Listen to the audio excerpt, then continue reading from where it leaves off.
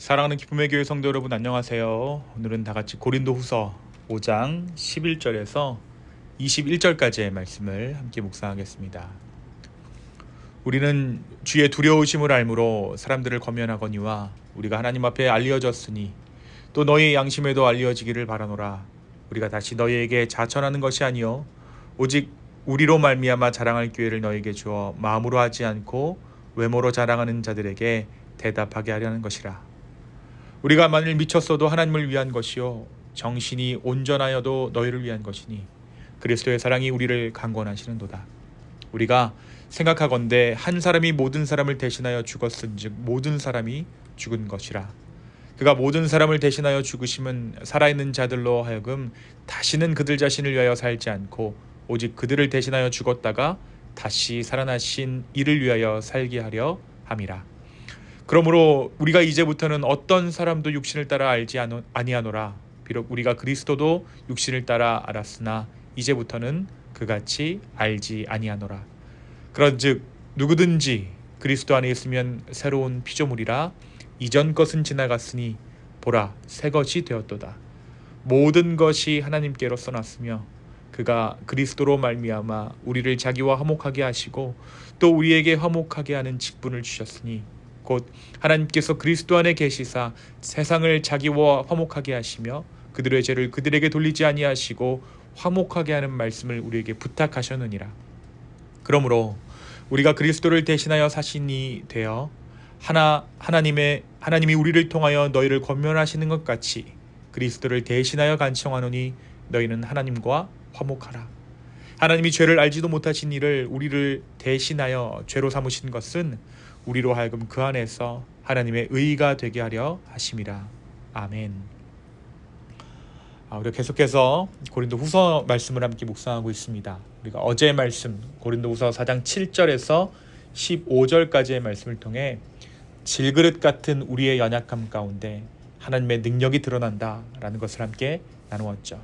그리고 죽음 가운데서도 예수 그리스도의 생명이 드러난다라는 진리를 함께 나눴습니다. 오늘 우리가 묵상하는 고린도후서 5장은 장차 무너질 장막 같은 육신을 넘어 하나님께서 예비하신 영원한 집을 바라보는 그 소망을 강조하고 있습니다. 그리고 이 소망함이 현재 우리의 삶과 사명에 어떠한 의미가 있는지를 보여주는 것이 바로 이 고린도후서 5장의 말씀의 내용입니다. 전반부인 10절까지의 말씀은 우리의 땅의 장막이 무너질지라도 하나님께서 지으신 하나님의 집, 하늘의 집이 준비되어 있음을 확신하게 합니다. 그리고 성령이 보증으로 주어진 그 사실을 통해서 담대히 살아가도록 이끌고 있죠.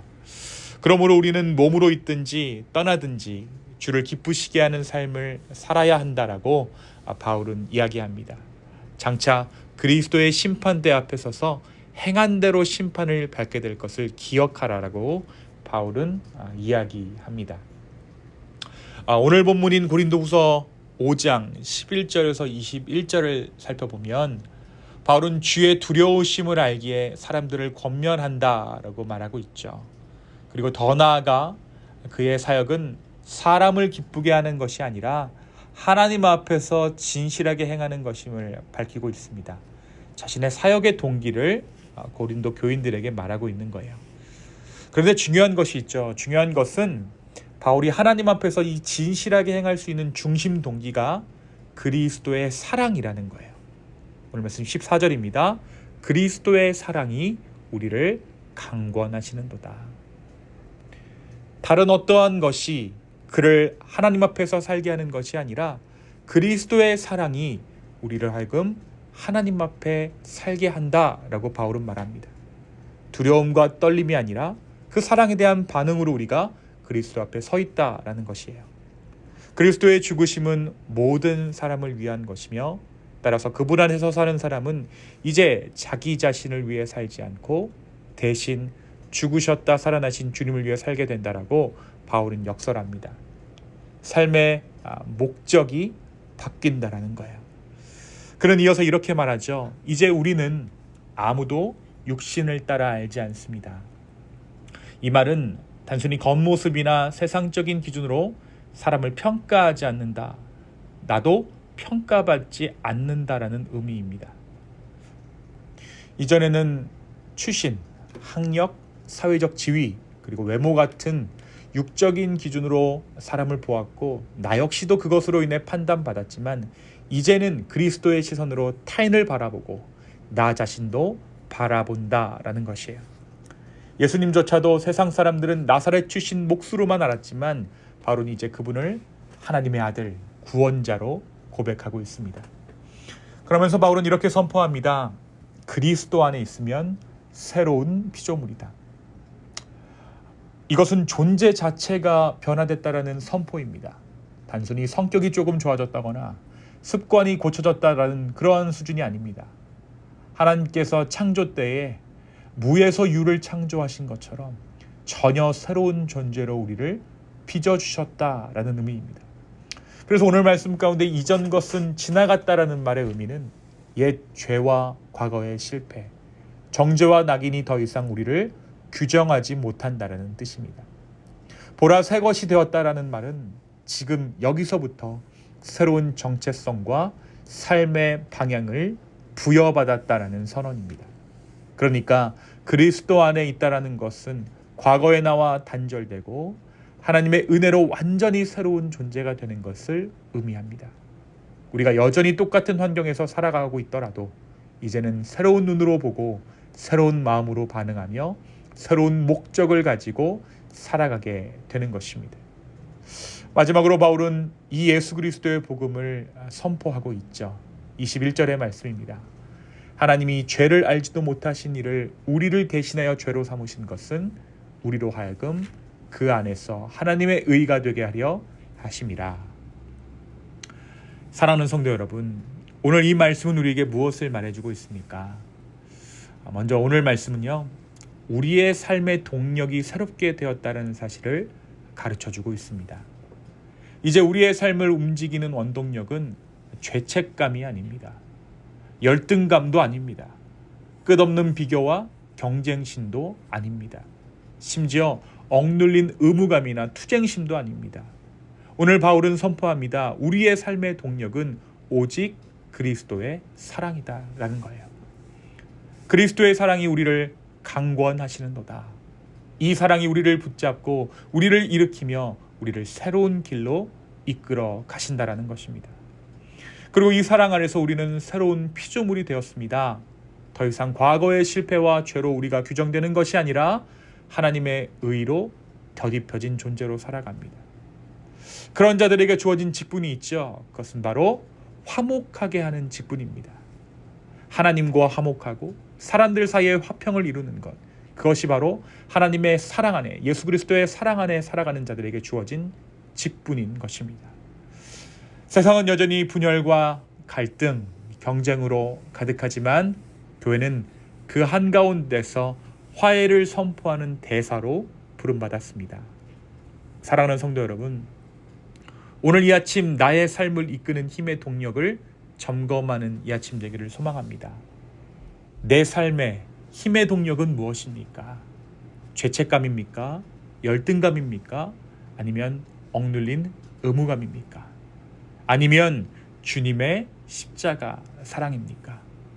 어떤 힘으로 살아가느냐에 따라 우리 삶의 열매가 달라집니다.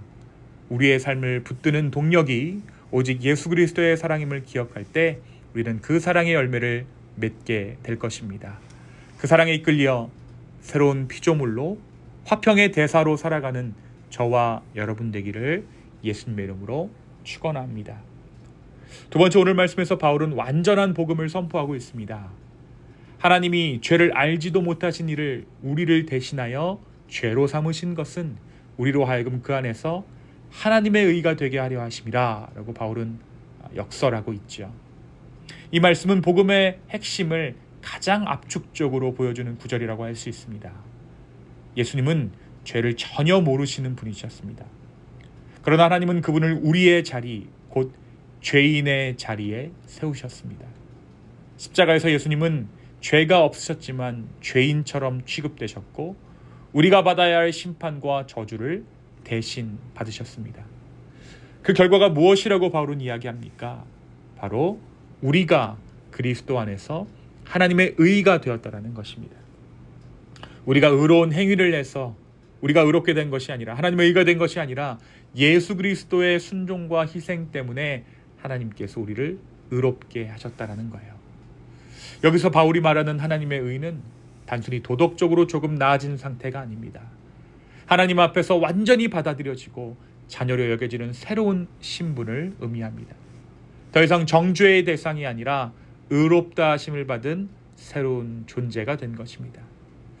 사랑하는 여러분, 오늘 우리가 이 복음을 바르게 이해하게 된다면, 성령의 은혜로 말미암아 이 복음을 이해한다면 우리에게 주어지는 것은 교만이 아니라 겸손입니다. 내가 하나님 앞에서 의롭다 여김을 받았다고 해서 기고만장하는 것이 아니라 오히려 겸손하게 되는 것이 바로 이 복음의 신비인 것이죠. 왜냐하면 내 의가 아닌 주님의 의로 내가 이 자리에 서 있기 때문입니다. 내가 잘해서가 아니라 주님의 은혜 때문에 오늘 우리가 이 자리에 있기 때문입니다. 겸손한 자가 구해야 할 것이 무엇입니까? 겸손한 자가 구해야 할 것은 은혜입니다. 오늘 이 하루 주님 주시는 은혜를 온전히 구하며 겸손한 자로 하나님의 의된 삶 살아갈 수 있는 저와 여러분 되기를 예수님의 이름으로 축원합니다. 이 시간 함께 기도하시겠습니다. 주님, 오늘 이 고린도후서 5장의 말씀을 우리 가운데 허락하여 주심에 감사합니다. 주님, 그리스도의 사랑으로 말미암아 오늘 이 하루 감당케 하여 주시고 화목의 열매를 우리의 삶 가운데 맺게 하여 주십시오.